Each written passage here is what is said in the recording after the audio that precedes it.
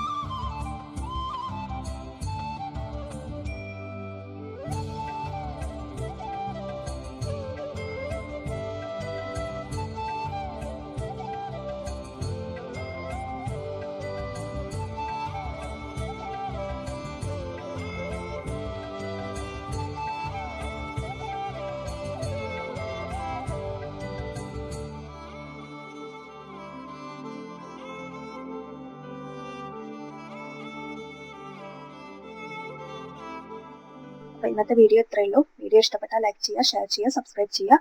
അടുത്ത വീഡിയോ വരുന്നത് വരയ്ക്കും ടാറ്റാ ബൈ, സീ യു.